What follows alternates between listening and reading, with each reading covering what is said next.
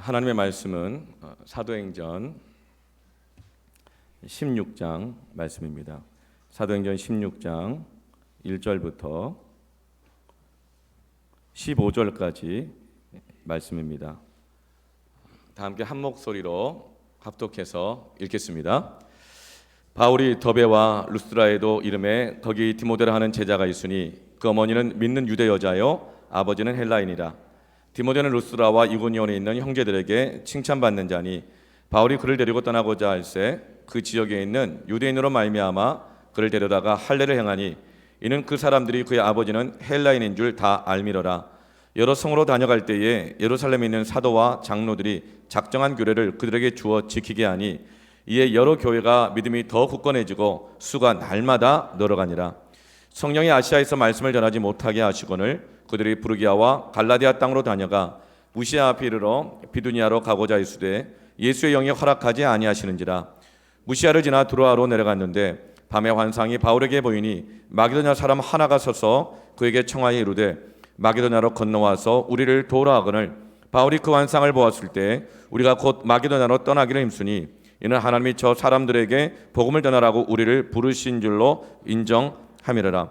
우리가 드로아에서 배를 떠나 사모드라기로 직행하여 이튿날 네아폴리로 가고 거기서 빌립보에 이르니 이는 마게도냐 지방의 첫 성이요 또 로마의 식민지라.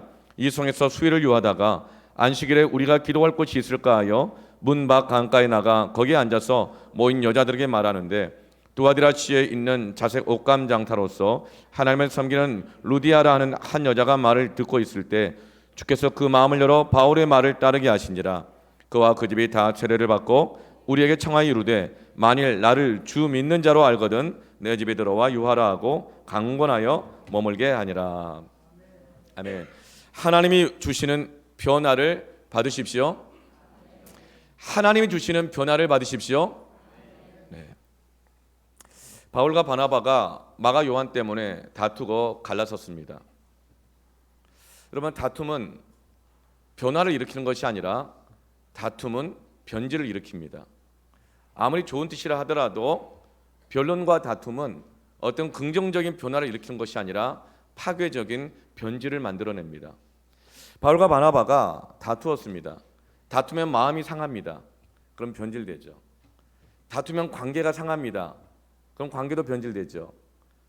다투면 교회가 상합니다. 그러면 교회가 변질됩니다. 그런데 바울과 바나바는 다투었음에도 불구하고 변질되지 않고 계속적으로 변화되는 삶을 살아갑니다.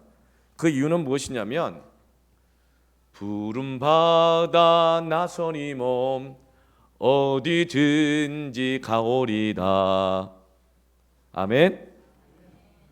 괴로우나 즐거우나 주만 따라가오리니. 아멘. 다투고 마음 상하면 자꾸 변질되는 거거든요. 괴롭고 힘들고 지치니까요. 그런데 주님만 따라가면 부름받아 가면 다투었다 하더라도 인간적인 연약함이 드러난다 하더라도 부르심에 집중하고 주님 동행하고 부름받아 따라가면 내게 주신 사명에 그 부르심에 집중하고 가면 우리의 연약함이 드러나지만 다투지만 수없이 넘어지지만 그 과정을 통해서 환난은 인내는 연단은 소망을 이루게 되는 줄로 믿으시길 바랍니다. 이 과정을 통하여서 오히려 점금같이 변화되는 것은 부르심에 집중하며 가시기를 축원합니다. 오늘 이렇게 하나님의 부르심 받아 나온 성도들이요, 오늘 하나님이 주시는 변화를 받을지어다. 오늘 우리 대표 기도하시는 우리 양진희 권사님 막 눈물로 기도해요. 또 은혜 그럽니까? 아니에요. 얼마나 많이 하나님 앞에서 한 주간 동안 넘어졌다 일어났다 넘어졌다 일어났다. 그 모습이 또 내가 얼마나 또 실망되고 또 일어서는 것이 얼마나 힘겹고 어떤 사연이 있는지는 모르겠지만 또 그 기도 들으면서 또 우냐 그러지 않고 아멘 아멘 하시는 여러분들도 오늘 우리 모두가 다 하나님 주시는 변화를 사모해서 부름받아 나온 줄로 믿습니다. 오늘 하나님 주시는 변화를 받을지어다. 아멘. 어떻게 하면 우리가 부름받아 가면서도 하나님이 주는 변화를 받는가? 첫 번째로 따라합시다. 정죄하지 말아야 한다. 여러분, 어떤 사람이 가장 많이 정죄하는지 아세요? 부르심대로 산다고 하는 사람들이 가장 많이 정죄해요. 기도한다고 하는 사람이 가장 많이 정죄해요. 하나님 뜻대로 산다고 하는 사람이 가장 많이 정죄해요. 누구를요? 나 자신을요. 너 부르신 대로 산다면서 그거밖에 못하냐? 너 기도하면서 또 그거밖에 못하냐? 또 그러냐? 자꾸 정죄하는 거예요. 그러면 부르신 대로 살다가 자꾸 마음이 상하고 마음이 변질돼요. 변화가 일어나지 않아요. 여러분, 정죄하지 마십시오. 그리고 부르신 대로 산다고 하면서 자꾸 다른 사람을 정죄해요. 그러면서도 네가 뭐 하나님의 사람이냐, 그거밖에 못하냐, 잘난 체 하네, 인정받으려고 하고 그러는 것 아니냐, 이렇게 자꾸 정죄한다고요. 부르심 받아가면서. 여러분, 부르심의 길을 가도 기도해도 정죄하면 마음이 상하고 관계가 상하고 교회가 상하고 믿음이 상하여 변질되고 맙니다. 그런데 바울과 바나바는 다투었어요. 다툴 수 있죠. 그러나 그 다투고 난 다음에 자기 자신들을 정죄하지 않았어요. 바울이 바나바를 정죄하지 않았어요. 바나바가 바울을 정죄하지 않았어요. 마가를 정죄하지 않았어요. 바울은 바울대로, 바나바는 바나바대로 하나님이 나에게 주신 부르심에 집중하며 계속 나아가고 있습니다. 그래서 이제 이 바울은 1절 말씀에 루스드라에 도착합니다. 더베와 루스드라, 이 지역은 어떤 것이죠? 바울이 1차 전도 여행을 하면서 복음을 전하고 교회를 세웠던 지역이잖아요. 제2차 전도 여행의 시작은 1차 전도 여행했던 그 여러 지역들을 돌아보면서 성도들의 믿음을 세우고 교회를 견고하게 하고 신방하고 돌아보기 위한 목적이었습니다. 바울은 그것 때문에 이 바나바와 함께 싸웠지만 싸웠다고 해서 그만해 안 해 이러지 않고 하나님께 주신 부르심대로 그 부르심의 길을 가고 있고, 또 오늘 본문에 나와 있지 않지만 바나바도 마가 요한을 데리고 1차 선교 여행지였던 구브로라고 하는 키프로스 섬에 가서 그곳에 가서 그 교회 성도들을 돌아보는 일을 하고 있습니다. 이제 바울은 루스드라에 도착했습니다. 근데 거기에서 누구를 만납니까? 거기 디모데라고 하는 제자가 있으니 디모데를 만납니다. 디모데는 어떤 사람인가요? 2절 말씀에 보면 형제들에게 칭찬받는 사람입니다. 여러분, 사람에게 기대를 잔뜩 했다가 함께 했다가 한번 그 사람에게 실망하고 나면 마음속에 정죄감이 일어납니다. 그 정죄감을 계속 붙잡고 있으면 어때요? 새로운 만남을 갖지 못합니다. 하나님 주시는 새로운 사람들을 만나지 못합니다. 그 정죄하는 마음이 있을 때 그래요. 특별히 칭찬받는 사람을 보면요, 정죄하는 마음이 있을 때는요, 그 사람이 좋게 안 보여요. 만약에 바울이 마가 요한에 대한 실망감, 바나바에 대한 실망감, 그 실망감과 정죄감을 계속 가지고 있었다면 형제들에게 칭찬받는 디모데를 봤을 때 어떤 마음이 들었을까요? 사람은 다 변해. 처음엔 누구나 다 저러지. 칭찬받으려고 하는 거 아니야? 아직 쓴맛을 안 봐서 그렇지. 조금만 힘들어져 봐. 또다시 사람들에 대한 실망감을 겪는 게 싫고 또 상처받는 게 싫고 기대했다가 기대감이 꺾이는 것이 싫기 때문에 그 정죄하는 마음이 있으면 하나님이 주시는 만남을 만나지 못합니다. 여러분, 하나님께서는 우리에게 새 길을 열어주기를 원하십니다. 새 일을 행하기를 원하십니다. 우리의 연약함이 드러나지만 하나님은 우리를 포기하지 않으십니다. 그래서 우리가 다투고 관계가 깨진다 하더라도 우리의 연약함 때문에 지금 당장은 그 만남을 감당하지 못하기 때문에 우리가 그렇게 다툴 수밖에 없고 깨어질 수가 있지만, 하나님의 우리를 인도하시면 바울에게도 바나바에게도 마가에게도 계속됨을 믿으시길 바랍니다. 그러면서 하나님은 또다시 우리에게 새로운 만남을 주십니다. 그 만남을 통해서 우리를 변화시키기를 원하십니다. 그러므로 여러분, 정지하지 마시기를 바랍니다. 물길이 막히잖아요. 그럼 그 물이 고입니다. 그럼 그 물은 썩습니다. 변질돼요. 사람이요, 정죄감을 마음에 고인물처럼 담아놓잖아요. 누구에 대해서 실망한 마음, 화난 마음, 이 마음에 불편한 마음들을 담아놓잖아요. 여러분, 그 마음에 길이 날지어다. 그 마음에 길이 날지어다. 그 마음을 담아놓으면 썩습니다. 그럼 그 모든 물이 다 이 변질시키는 거예요. 정죄감이 그렇게 무서운 것입니다. 그러나 바울은 그 정죄감, 마가에 대한 마음, 바나바에 대한 마음을 담아놓지 않습니다. 오히려 부르심에 계속 집중합니다. 그 디모데를 만날 때 디모데를 받아들입니다. 디모데와 함께하죠. 이사야서 43장 18절 19절에 너희는 이전 일을 기억하지 말며 옛적 일을 생각하지 말라. 보라, 내가 새 일을 행하리니 이제 나타낼 것이라. 하나님은 우리에게 새 일을 행하기를 원하십니다. 정죄하고 정죄당하고 다투고 분노하고 조금만 힘들면 도망가 버리고 불편하면 쏙쏙 빠져나가고 수많은 알리바이 만들어내고 이 핑계 저 핑계 대는 그런 우리들을 포기하지 않으시고 계속적으로 우리에게 새 일을 행하기를 원하십니다. 근데 그 새 일을 행하기를 원하시는데 가장 방해가 되는 게 뭔지 아세요? 이전 일을 기억하지 말고 옛적 일을 생각하지 말라. 이전 일 자꾸 기억하고 옛적 일 생각하면서 쌓아두고 마음에 담아두고 정죄하는 것이야말로 하나님 우리에게 새 일을 나타내고 행하시는 것에 가장 큰 방해가 되는 것입니다. 여러분, 이전 일을 기억지 마십시오. 예전 일을 생각지 마십시오. 담아놓지 마십시오. 생각한다는 건 뭐예요? 카운트한다는 거예요. 내 기준을 가지고 카운트한다는 거예요. 잘 생각해 본다는 거예요. 분석한다는 거예요. 그리고 판단하고 난 다음에 정죄한다는 거예요. 그렇게 하지 말라. 왜냐하면 하나님이 새 일을 행하기를 원하시기 때문에. 그럴 때 어떤 일이 일어나죠? 반드시 내가 광야에 길을 낼 것이다.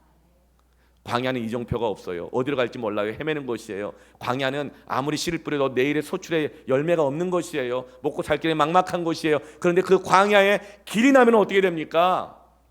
그 광야가 변화되는 것입니다. 사막은 바짝바짝 말라있는 곳이에요. 그러나 사막에 강이 흐르기 시작하면 사막이 변화되는 것입니다.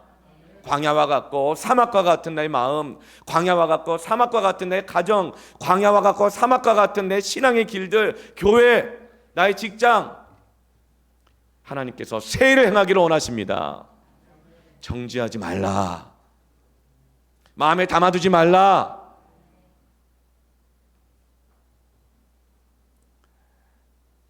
바울의 부르심의 길을 걸어갈 때 그 철없는 마가, 무책임한 마가, 믿을 수 없는 마가, 그 마가가 했던 행동들과 말들, 그걸 계속 담아놓고 기억하고 있었다면, 가면서 그냥 신라하고 계속 가는, 바울같이 신라 가고잖아요. 그러면 계속 얘기하는 거예요. 신라, 내가 지나친 건가? 신라, 너도 봤잖아. 마가가 말하는 거, 행동하는 거, 쏙쏙 빠져나가는 거 봤잖아. 가는 길 중에도 계속 그 얘기했다면 어떻게 되겠어요? 디모데를 봐도 칭찬을 받아? 마가가 얼마나 칭찬받는 인간이었는데 그 칭찬 다 받아먹고도 그렇게 했잖아. 디모데를 받아들이지 못해요. 바울은 마가를 정죄하지 않습니다. 그리고 그 마가를 싸고 돌았던 바나바를 정죄하지 않았습니다. 바나바 알고 보니 내 편 아니고 마가 편이었구만. 네. 바나바를 정죄하지 않았습니다. 바나바는 공사를 구별 못한다고 정죄하지 않았어요. 그래서 3절에 디모데를 데리고, 바울이 그를 데리고 디모데를 데리고 떠나고자 했어요. 바울이 그 칭찬받는 디모데를 인정하고 디모데와 함께하기를 원하고 디모데와 함께 하나님 주시는 이 선교의 사명을 감당하기로 결정하는 거예요. 그래서 이후로 바울은 디모데를 자신의 영적인 아들로 삼습니다. 그의 제자로 삼습니다. 그리고 동역자로 삼는 거예요. 그런데 바울이 디모데를 이와 같이 함께 하기로 결정하기 전에 할례를 행하는 걸 볼 수 있어요. 그를 데려다가 할례를 행하니. 왜일까요? 사도행전 15장에서 이미 할례는 불필요한 것이라고 예루살렘 공회에서 결정했고, 그래서 가장 강하게 주장한 사람이 바로 바울이었잖아요. 바울 자기 자신이 할례는 불필요한 것이다, 그건 본질이 아니다, 그러니 그것을 하지 않아도 된다라고 주장했던 그가 왜 이미 결론 난 건데 이방인인 디모데에게 그 할례를 행하게 할까요? 왜 그런 불필요한 걸 하게 할까요? 전에는 쓸데없는 것들 하지 말자고 이렇게 했다가 왜 그 쓸데없는 거를 또 하게 할까요? 바울의 마음이, 신앙이 변질된 걸까요? 왜요? 유대인으로 말미암아 그를 데려다가 할례를 행하거든요. 유대인들 눈치 보느라고. 한번 사람을 잃어보니 사람 귀한 걸 알아가지고 한 사람이라도 더 붙잡으려고 유대인들 눈치 보기 위해서 그렇게 할례를 행하는 걸까요? 말을 바꾼 걸까요? 그렇지 않습니다. 디모데와 함께하기 위해서 디모데에게 할례를 행하게 합니다. 디모데가 이방인 아버지를 둔 것을 예루살렘에 있는 지도자들, 유대인 출신들의 그 수준 높은, 기준 높은 고매한 그 신앙인들이 디모데를 정죄하고 판단할 것을 염려하여 디모데에게 할례를 받게 하는 것입니다. 그러니까 바울은 지금 디모데를 사역자로 세움에 있어서 그가 그렇게 불필요한 것이라고 말했던 그 할례를 행하게 하면서 디모데가 자기 자신만이 아니라 형제들에게 칭찬받을 뿐만 아니라 앞으로 동역하며 사역을 해야 될 유대인 신앙인들, 예루살렘 교회 지도자들에게도 인정을 받을 수 있도록 할례를 행하게 하는 것입니다. 디모데를 얻기 위해서 불필요해 보이는 것들, 비본질적인 것들, 내 생각과 다른 것들, 이 기준들을 받아들이고 있는 것입니다. 바울이 디모데를 사역자로 세우려고 할 때 판단하고 정죄하는 율법적 기준을 갖다 대고 있는 유대인 지도자들, 예루살렘 지도자들 보면서 그들을 정죄하지 않아요. 쓸데없는 걸 아직까지 고집하고 있냐고, 꼰대들이냐고, 이렇게 율법적이냐고, 그렇게 하지 않아요. 이 비본질적인 것들을 수용합니다. 여러분, 우리가 그냥 일반 성도로 살아가는 것과 리더십을 가지고 살아가는 건 달라요. 여러분, 각 가정에서 여러분이 자녀인 것과 부모인 것이 달라요. 부모는 어떤 사람이에요? 자녀들을 위해서, 그 영혼들을 얻기 위해서 비본질적인 것 같지만 그것을 다 수용하고 감당해냅니다. 교회에서도 마찬가지입니다. 사역자들은요, 비본질적인 것이라 하더라도 다른 영혼들을 위해서 감당해요. 옷 입는 거, 신발 신는 거, 말 한마디 행동하는 것들, 이 다 비본질적인 것들이잖아요. 그러나 우리가 다른 사람을 정죄하지 않고 또 다른 이들에게, 사역자들이 또 주의 일꾼들이 정죄당하지 않도록 그런 비본질적인 것들을 다 수용하며 감당하는 것입니다. 그것을 가지고 꼰대라고, 율법주의자라고 그렇게 상대적으로 정죄하지 않는 거예요. 여러분, 그래야 변질되지 않습니다. 그래야 변화가 일어납니다. 그래야 함께 할 수 있습니다. 고린도전서 9장 20절 보면 바울이 이렇게 말해요. 유대인들에게 내가 유대인과 같이 된 것은 유대인들을 얻고자 하며, 유대인들을 얻고자 하며, 율법 아래에 있는 자들에게는 내가 율법 아래에 있지 아니하나, 나는 그런 율법적인 기준과 가치관을 갖고 있지 않지만 율법 아래에 있는 자 같이 된 것은 율법 아래에 있는 자들을 얻고자 하며, 사람을 얻기 위해서 비본질적인 것들을 받아들인다는 거예요. 죄의 문제와 진리의 문제가 아니면 받아들인다는 것입니다. 이것이 부모들이 가져야 될 마음이요, 그리스도인들이 가져야 될 마음이요, 사역자들, 봉사자들, 직분자들이 가져야 될 마음인 것입니다. 그런데 난 자유해 하면서 자기의 율법 기준을 가지고 정죄하고 막 정죄당하고 그렇게 하지 않는다는 거예요. 사람을 얻고자 합니까? 정죄하지 마시길 바랍니다. 그리고 사람을 얻고자 합니까? 그 사람을 얻기 위해서 내 율법 기준이 아니지만 그 불필요해 보이는 것들, 비본질적인 것들을 받아들이시기를 축원합니다. 그게 정죄하지 않는 거예요. 마태복음 13장 44절 말씀에 천국은 마치 감추인 보화와 같으니 사람이 이를 발견한 후 숨겨두고 기뻐하며 돌아가서 자기의 소유를 다 팔아 그 밭을 사느니라. 저는 여러분의 가정이 천국으로 변화되길 축원합니다. 우리 교회가 천국의 모형이 되길 축원합니다. 여러분이 가는 직장 곳곳마다 하나님의 다스리심이 나타나고 변화가 되는 천국이 되길 축원합니다. 어떻게 하면 천국을 얻게 될까요? 천국은 마치 밭에 감추인 보화와 같다는 거예요. 보화라는 거예요. 여러분, 이 보화를 얻기를 축원합니다. 근데 이 보화를 어떻게 얻습니까? 자기의 소유를 다 팔아 무엇을 삽니까? 그 보화를 사는 것이 아니라 그 밭을 사느니라. 사람들은 자기가 필요한 것을 얻기 위해서 필요한 만큼만 지불합니다. 필요한 만큼만 쏙쏙 빼갑니다. 그리고 자기에 딱 맞는 거 아닌 거, 자기가 볼 때 쓸데없다고 생각하는 것들을 쓸데없는 거라고 정죄해 버립니다. 그런데 천국은 어떻게 얻어져요? 부활을 얻기 위해서 필요 없는 땅 전체, 밭 전체를 모든 소유를 팔아 값을 지불하고 사는 것입니다.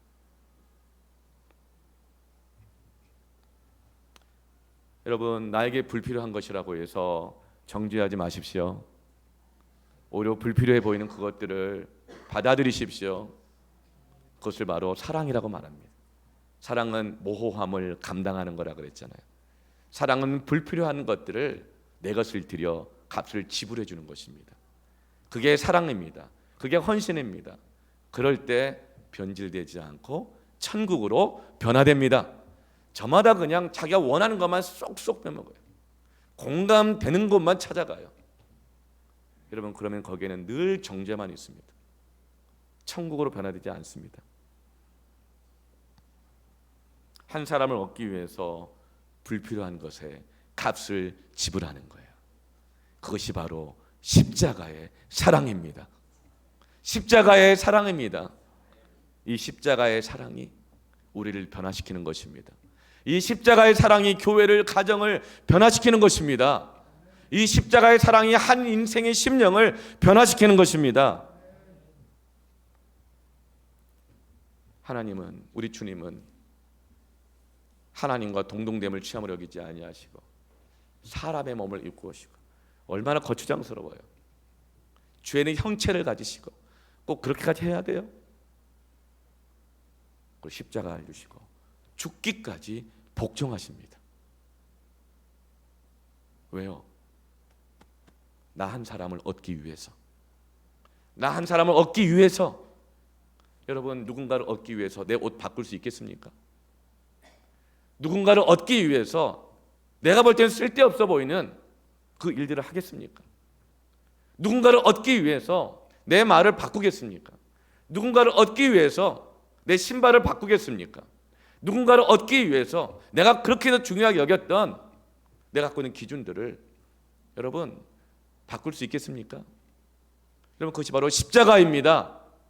아무든지 나를 따라오려거든 자기를 부인하고 날마다 자기 십자가를 지고 나를 따라올 것이니라. 부름받아 나서니 몸 어디든지 가오리다.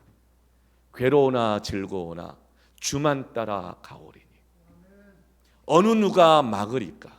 죽음인들 막으리까? 여러분, 우리의 심령이, 가정이, 교회가 천국으로 변화되기를 축원합니다. 그리고 4절에 바울은 예루살렘에 있는 사도와 장로들이 작정한 규례를 그들 이방인 교회들에게 주어서 지키게 합니다. 여러분, 하나님의 말씀을 지키게 하는 거 누구나 아멘 합니다. 근데 바울은 어떻게 합니까?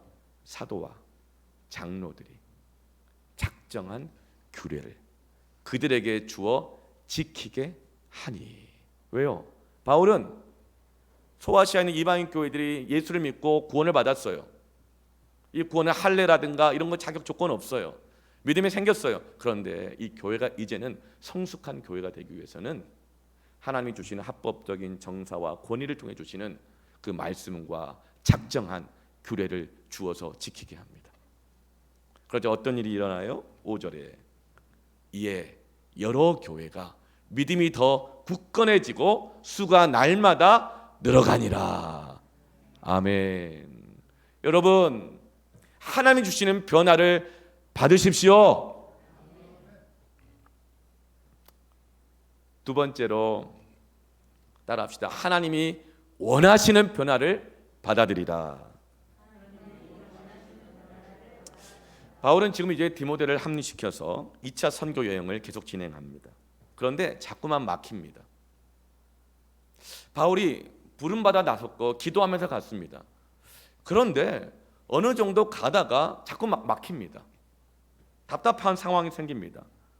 그런데 6절에 뭐라고 기록하고 있냐면 성령이 막으신다는 거예요. 부름받아 나선 길인데, 기도하며 가는 길인데 성령이 막으신다는 거예요.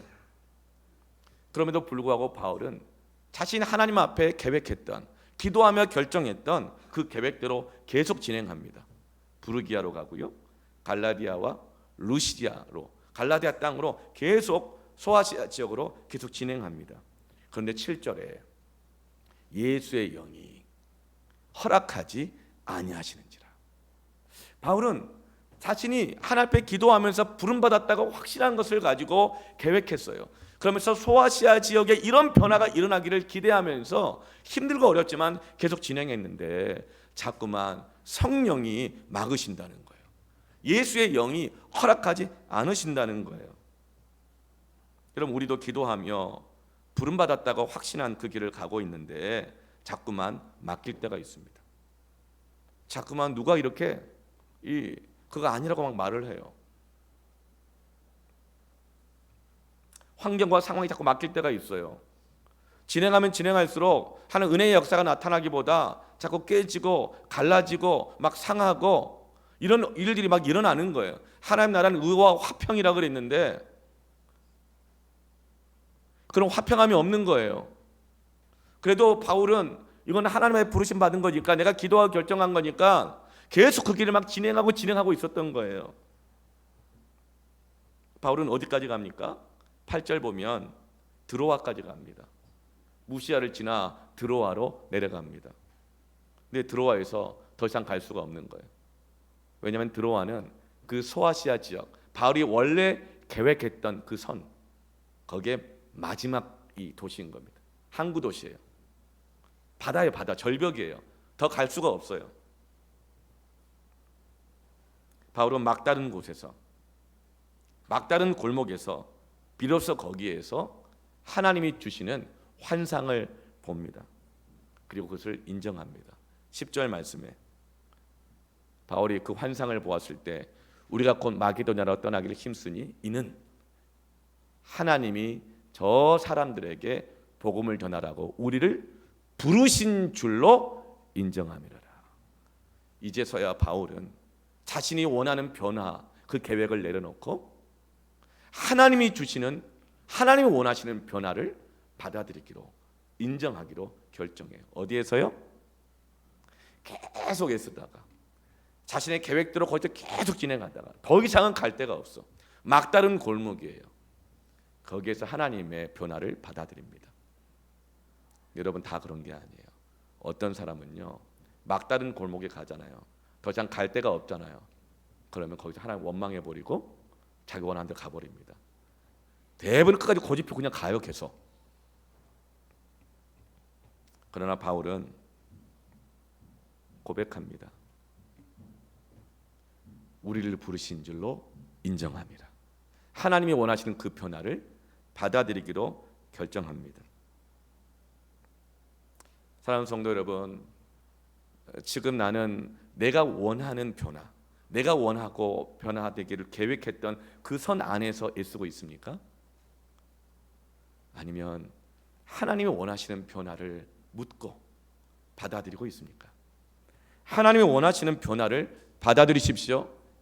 내가 원하는 변화가 아니라 하나님이 원하는 변화를 받아들이시기를 축원합니다. 바울 일행은 이제 막다른 골목에서 배를 타고 마게도냐로 떠납니다. 근데 마게도냐로 떠날 때 어떻게 떠나요? 아유, 더 이상 갈 데도 없네. 갈 데 없어 가는 게 아니에요. 억지로 가는 게 아니에요. 마게도냐로 떠나기를 어떻게 했다고 그랬어요? 힘썼다고 그랬어요. 하나님의 변화를, 하나님의 뜻을 적극적으로 받아들이고 자원함으로 가기로 결단하고 있는 것입니다. 그래서 11절에 보면 사모드라게로, 드로아에서 이제 배를 타고 떠나서 사모드라게로 직행합니다. 곧바로 갑니다. 그리고 하룻밤 자고 나서 이튿날은 바로 네아폴리로 갑니다. 약 250km를 배를 타고 항해를 하고요. 네아폴리에 도착해서 이제는 16km를 걸어서 12절에 빌립보라고 하는 마게도냐의 첫성, 유럽의 대륙의 관문 도시인 빌립보에 도착합니다. 빌립보는 상업이 발달한 도시였고 교통의 요충지였고 군사적 요충지였습니다. 그리고 로마의 식민지라 그랬잖아요. 로마 시민이 절반 이상이었어요. 당시에는 상업을 해가지고 돈을 많이 벌어서 돈을 주고 로마 시민권을 딸 수가 있었던 때였어요. 그러니까 이 빌립보는 어떤 곳이죠? 아주 활기찬 곳이었고요. 돈이 많이 도는 곳이고 사람들이 많이 돌고 정보가 많이 돌고 그리고 아주 할 일도 많고 볼 것도 많고 막 그런 도시였어요. 바울 일행은 드로아에서 막다른 골목에서 하나님 보여주신 환상을 보고 그 어려운 길을 거쳐서 빌립보에 도착했을 때 그 빌립보 도시를 보면서 기대감이 막 넘쳤을 거예요. 하나님 환상을 보여주셨고 이끌어 주신 것 아닌가. 그리고 우리가 얼마나 어려운 길을 대가를 지불하고 여기까지 온 것 아닌가. 이제 굉장한 일이 일어날 거야. 막 기대합니다. 내가 어떻게 온 길인데. 그런데 12절에 어때요? 이 성에서 수일을 유하다가. 무슨 말이에요? 그렇게 빌립보에 왔지만 며칠인지는 알 수 없지만 아무 일도 일어나지 않는 거예요. 심지어는 환영해 주는 사람도 없는 거예요. 하나님 주시는 변화를 받아들였는데 환영해 주는 사람도 없어요. 그 환상에서 봤던 사람 있잖아요. 손짓하면서 건너와서 우리를 도와러 갔던 사람, 그렇죠? 이건 남성형이니까 남자겠죠.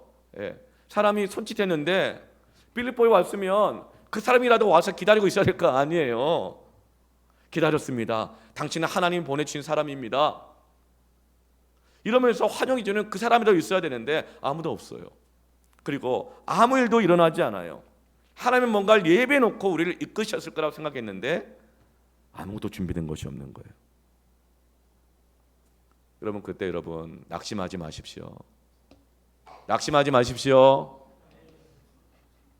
여러분 부름받은 자의 기다림의 시간은요 하나님이 일하고 계시는 시간입니다.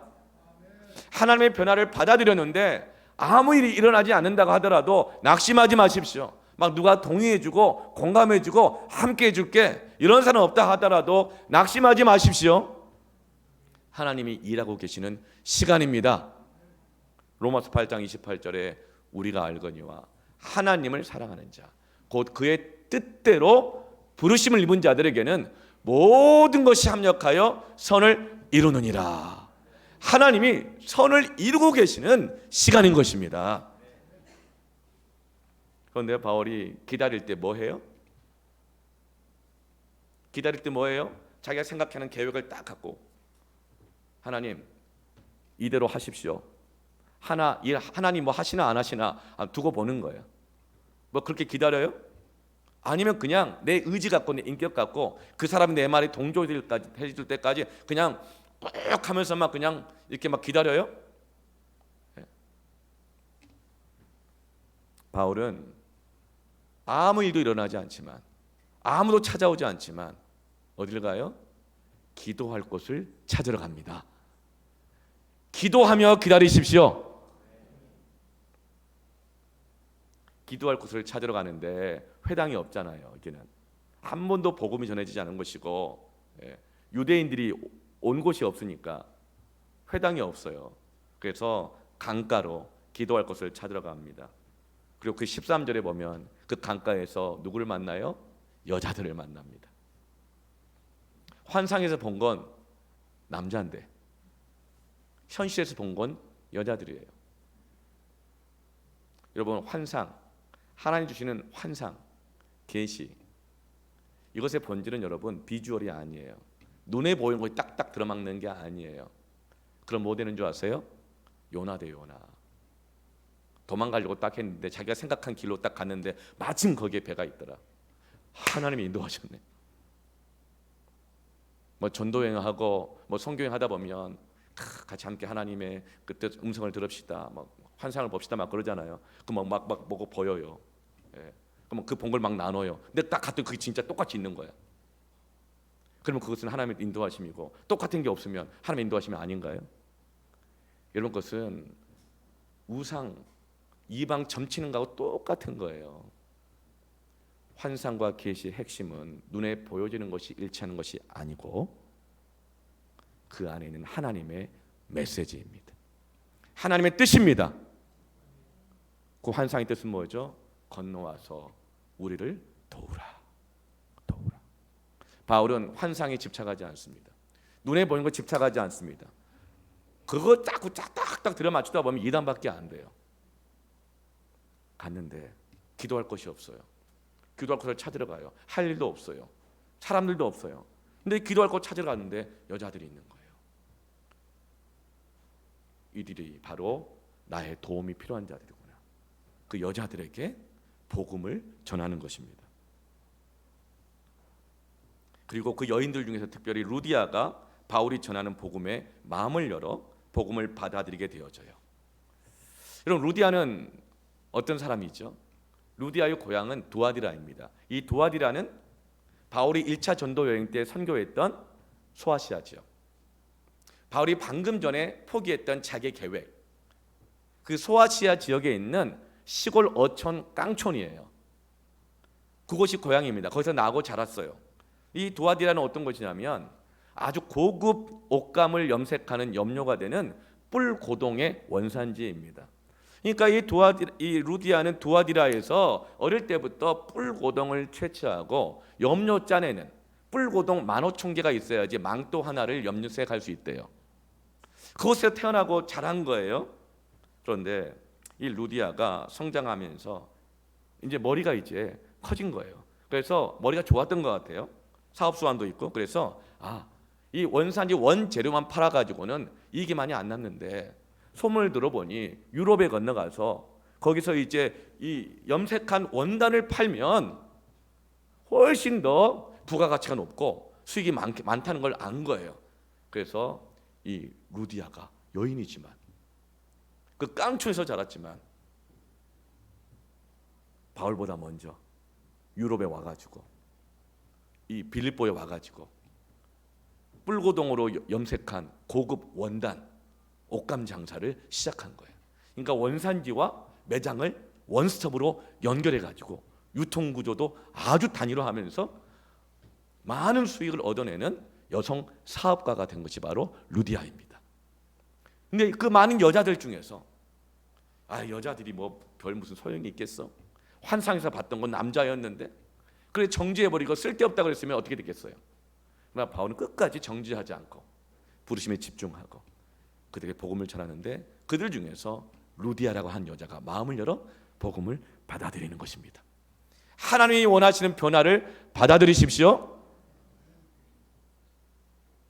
근데 여러분, 왜 하나님이 이제 바울을 소아시아로 계속 다니려고 했던 것, 어느 성까지는 인도하셨는데 그 다음부터는 왜 막으셨는지, 여러분, 귀 있는 자는 성령이 하시는 음성을 듣고 깨달을지어다. 왜 막으셨어요? 루디아가 빌립보에 있거든요. 하나님은 바울에게 디모데를 만나게 하신 것처럼 하나님은 바울에게 루디아를 만나게 하시기 위해서 막으신 것입니다. 하나님이 주시는 변화가 있는 거예요. 하나님이 주시는 새로운 사람이 있는 것입니다. 유럽을 향한 하나님의 새로운 계획이 이루어지기를 원하는 것입니다.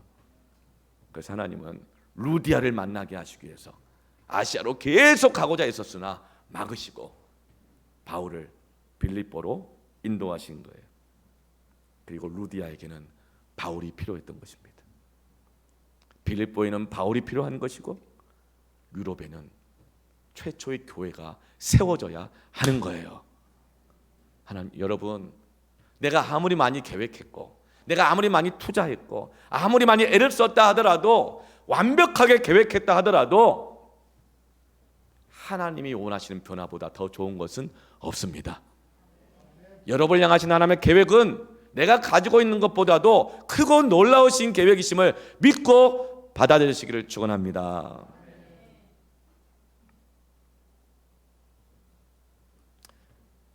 이 루디아가 바울을 만났잖아요. 그러면서 이제 루디아 인생에 엄청난 변화가 이제 시작됩니다. 근데 그 변화가 어떻게 시작되는가? 14절에 말을 듣고 있을 때에, 바울이 전하는 말을 듣고 있을 때에 주께서 그 마음을 여십니다. 하나님의 말씀을 듣고 있을 때에 그 마음에 변화가 일어납니다. 그 마음이 열립니다. 길이 생깁니다. 강물이 생깁니다. 먹은 마음이 흘러나가기 시작하고 도끼가 빠지기 시작합니다. 그리고 하나님이 주는 새로운 마음이 들어오는 거예요. 언제요? 바울이 전하는 말을 듣고 있을 때에. 여러분, 제발 말을 들으시길 바랍니다. 말을 들으시길 바랍니다. 자기 말만 듣고 있지 마세요. 자기의 맹세, 자기의 결심, 자기의 생각, 자기의 계획만 듣고 있지 말고 하나님이 보내시는 사람의 말을 들으시기를 축원합니다. 여러분, 왜 말을 들을 때에 마음의 변화가 일어날까요? 사람의 말도 나쁜 말, 저주하는 말을 하면요, 하얀 쌀밥이 시커먼 건펑이가 뒤덮인 썩은 음식으로 변질돼 버리죠. 그런데 사람의 말도 좋은 말, 축복하는 말을 하면 그 하얀 쌀밥이 그냥 막 발효식품이 돼가지고 막 메주가 되고, 그죠? 발효식품 돼가지고 고추장도 만들고 된장도 만들고 그렇게 변화가 되는 것입니다. 하물며 바울이 전하는, 바울이 기도하면서, 바울이 하나님께 구하면서, 갈등하고 고민하면서 하나님께 받았던 환상, 그 환상의 뜻이 무엇이 또 묻고 기도하고 받은 그 말씀, 하나님의 말씀을 들을 때에 어찌 그 심령이 변화되지 않겠습니까? 여러분, 길이 막혔다고 느낄 때, 답답하다고 느낄 때, 누가 막 밉고 하기 싫고 힘들고 지치고 정죄되고 할 때 하나님의 말씀을 들으십시오. 하나님의 말씀을 들으십시오. 그때 변화가 시작됩니다. 마음이 열립니다. 광야에 길이 생기고 사막에 강이 생기는 것입니다. 그리고 14절에 주께서 그 마음을 여신다는 거예요. 하나님의 말씀을 들을 때 우리의 마음을 주님께서 주관하셔서 여십니다. 근데 자꾸 내가 주관해서 열라 그러는 거예요. 그러면 정죄밖에 안 돼요. 여러분, 하나님이 내 마음을 주관하도록 하게 하십시오. 하나님이 자녀들의 마음을 주관하게 하십시오. 내가 변화시키려고 하지 마십시오. 그러면 어떻게 돼요? 말씀을 들어야 합니다. 말씀을 들으십시오. 네. 그리고 14절에 바울의 말을 따르게 하신지라. 말씀을 들어요. 마음이 열렸어요. 근데 그 다음에 결정적으로 바울의 말을 따르게 하신지라. 하나님이 누구의 말을 따르게 했다고요? 하나님이 말씀만 따르겠다고 하지 않아요. 여러분, 제발 말씀만 따르겠다고 말하지 마세요. 하나님은 그렇게 안 하세요. 하나님은 누구의 말을 따르게 해요? 바울의 말을 따르게 하신지라.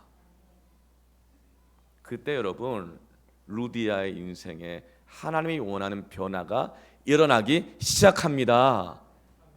여러분 제발 하나님의 변화의 문을 닫지 마세요. 말씀을 들으십시오. 바울의 말을 따르십시오. 내게 보내주신 하나님의 말씀의 사역자들, 영적인 권위자들, 그들을 통해서 주시는 말을 따르시기를 바랍니다. 그때 변질되지 않아요. 그런데 주의 길을 간다고 하면서, 부르심대로 간다고 하면서, 기도했다고 하면서 자꾸만 막 변질돼요. 막 정죄당하고 정죄해요. 왜요? 하나님이 그 말씀을 주시고 인도하시는 그 질서를 모르는 거예요. 그 길을 모르는 거예요. 하나님의 말씀을 들으십시오. 바울의 말을 따르십시오. 요한계시록 3장 20절에서 21절 말씀에 볼지어다 내가 문 밖에서 두드리노니 누구든지 내 음성을 듣고 문을 열면, 여러분 주님이 들어오십니다. 변화가 막 일어나죠. 내 안에 우리 가정의 삶의 변화가 일어나요. 그런데 여러분 이 중에서 오늘 여러분 일주일 동안 주님의 음성 듣고 오신 분 계세요? 주님의 음성 듣고 오신 분 계세요? 부름 받아 나서니 뭐 부름 받았으니까 온 거 아니에요. 근데 여러분 그 음성이란 게 뭐예요? 여러분 제가 설교할 때 저는 하나님의 말씀만 여러분에게 전하기를 원합니다. 여러분도 하나님의 말씀만 들을 수 있기를 바랍니다. 근데 제가 설교 준비할 때 어떻게 준비해요? 막 주여 말씀해 주시옵소서 하면서, 그랬더니 정말 주님이 옆에 나타나셔가지고 막 불러주시면서 자 이제 내 부른다, 듣고 잘 적어, 너 그거 빼먹었네, 너 그거 오타야, 뭐 이런 식이면서 주님의 그 사운드가 막 들립니까? 주님이 어떻게 우리의 마음을 두드리십니까? 내 음성을 어떻게 듣게 하십니까? 바울의 말을 따르게 하신지라. 이게 바로 성령의 섭리요, 성령의 주관하심이십니다. 성령의 인도하심입니다. 이게 바로 하나님의 음성을 듣는 법입니다. 그렇게 그 음성을 듣고 문을 열면 어떤 역사가 일어나요? 주님이 그 안에 들어가신대요. 함께 먹고 마시며 함께 하신대요. 그리고 21절에 어떻게 하십니까? 이기게 하십니다. 변질되는 것이 아니라 변화되게 하시는 것입니다. 이 세상의 죄악과 타락에 썩고 변질되게 하는 것이 아니라 이 세상의 타락의 흐름들을 이기게 하시고 오히려 이 세상을 변화시키는 자가 되게 하시는 것입니다. 어떻게요? 내가 내 보좌에 함께 앉게 하여 주시기를 내가 이기고 아버지 보좌에 함께 앉은 것과 같이 하게 하리라. 우리가 그렇게 하나님의 말씀을 들어요, 받아들여요, 순종하고 나아가요. 그런데 현실은 변화되는 게 아무것도 없어요. 하나님은 영적인 변화부터 주십니다. 현실의 위치를 변화시키는 게 아니에요. 하나님이 원하시는 그 변화를 내가 받아들이고 순종했는데 그것 때문에 갑자기 막 승진했다더라, 갑자기 막 내 가게가 막 뭐 불티나게 뭐 팔리고 대박이 생기고 현실이 변화되는 것이 아니고, 먼저 하나님의 변화는 어디서 일어나요?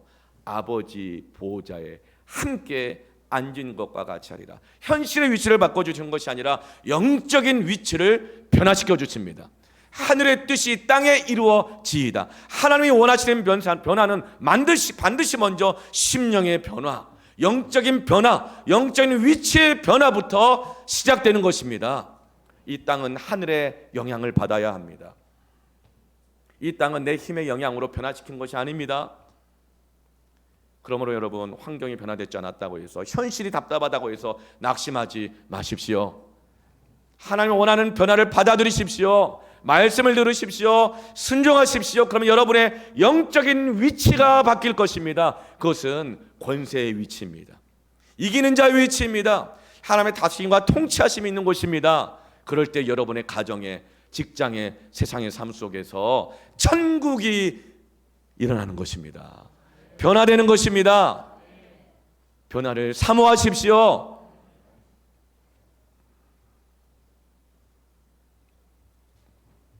말씀을 듣고 마음을 열어 받아들이고 그 말을 따르면 변화가 일어납니다.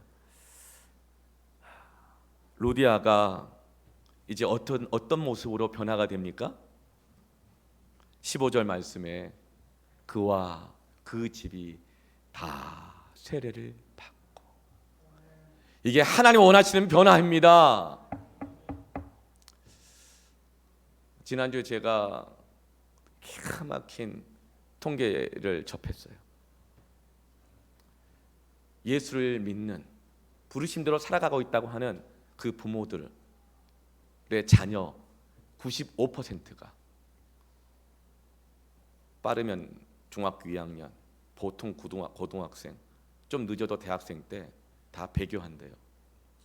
현재 교회 잘 다니고 있는 직분자들, 봉사자들, 부르심 받고 살아가고 있다고 하는 성도들, 그 부모들의 자녀의 95%가 지금 다 배교에 있대요.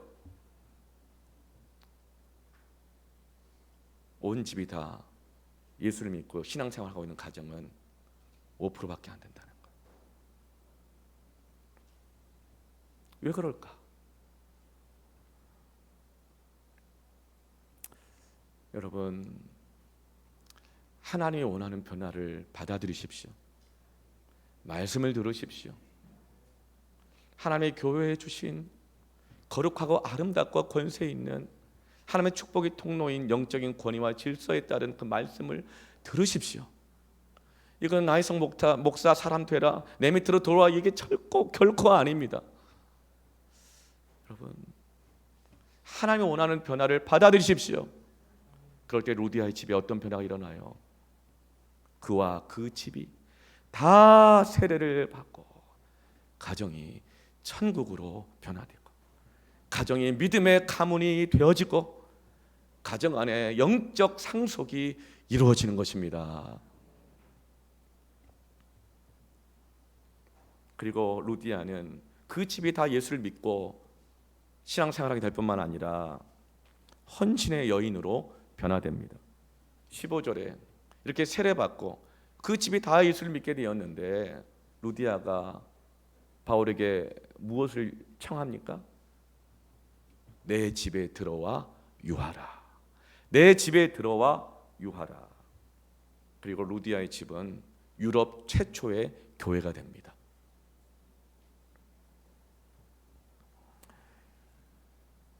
여러분, 헌신이란 건 뭔가? 그것은 자기의 것을 하나님의 뜻을 위해서, 이제 내가 원하는 것이 아니라 하나님이 원하고 기뻐하시는 새로운 목적을 위해서 자기의 것을 드리는 것이 헌신입니다. 헌신했다는 말은 장사를 그만두고 전도자가 됐다는 말이 아니에요.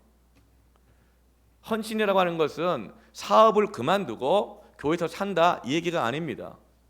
루디아는 자기의 집을 들여 바울과 그 일행이 유하게 하면서 자신의 집이 교회가 되어지는데 쓰여지게 하는 것입니다. 자신의 사업장이 교회가 되게 하는데 쓰여지게 하는 것입니다. 제가 터키에 가보니까 이 소아시아 지역도 그렇고 보면은 보통 이 매장이 있잖아요. 매장 1층이 매장이면 2층은 다 가정집이었어요. 그러니까 자기의 사업장을, 자기의 가정집을 교회로, 유럽 선교센터로 사용할 수 있도록 드리는 거지. 이것이 바로 헌신입니다. 루디아는 헌신의 여인으로 변화되는 것입니다.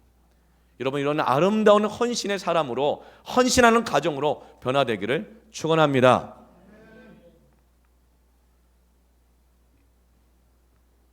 바로 이것이 하나님이 원하시는 변화요, 하나님이 변화를 일으키시는 섭리의 방법입니다.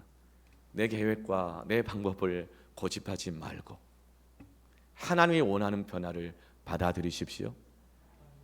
내 생각과 안 맞다고, 그것 다 쓸데없는 것이라고 정죄하지 말고 하나님이 주시는 변화를 받아들이시기를 축원합니다. 여러분, 한 사람이 예수를 믿는다는 것은 그 가정에 엄청난 변화를 가져옵니다. 한 사람이 하나님이 원하시는 변화를 받아들일 때 그 가정에 엄청난 변화가 일어납니다. 여러분, 하나님이 원하는 변화를 구하고 받아들이시기를 축원합니다. 그럴 때 가정에 변화가 일어납니다. 한 지역에 교회가 세워지는 것은 엄청난 변화입니다. 광야에 길이 생기는 겁니다. 길 놔보세요. 땅값 다 올라가죠. 뭘 짓기 전에 길부터 놓는 것입니다. 사막에 강이 생겨보세요. 변화가 다 일어나는 것입니다. 여러분, 유럽을 변화시키기 위해서 돈 많은 재벌이 필요했던 것이 아니에요. 유럽을 변화시키기 위해서 군대가 필요한 것이 아니고 빌립보 도시를 변화시키기 위해서 빌립보 시장이 필요했던 것이 아닙니다. 하나님이 원하는 변화를 받아들이고 그 말씀을 듣고 순종하는 한 사람의 변화가 한 가정을 변화시키고 유럽을 변화시키는데 넉넉한 것입니다. 여러분, 루디아가 사업가였기 때문에 여러분 쓰여졌을까요? 아닌 것입니다. 사업해도 자신의 계획대로 거짓 피우면서 살아가는 사람 아무 도움 안 됩니다. 사업 같기 때문에 아니에요. 하나님의 말씀을 듣고 순종하여 변화를 받은 그 한 사람이 여러분 가정과 지역과 사회와 이 나라와 열방을 변화시키는 하나님의 도구로 쓰임받는 것입니다. 그 한 사람이면 충분합니다. 변화된 한 사람. 하나님 오늘도 그 한 사람을 찾고 계시는 줄로 믿습니다. 그 변화된 그 사람을 통하여 하나님 보좌에 앉혀주시고 그에게 권세를 주시고 그가 세상을 이기는 자가 되게 하여 주시는 것입니다. 사랑하는 성도 여러분, 오늘 하나님의 이 부르심 앞에 함께 나아가기를 축복합니다. 변화될 지어다, 변화시킬 지어다. 함께 찬양하면서 기도합시다.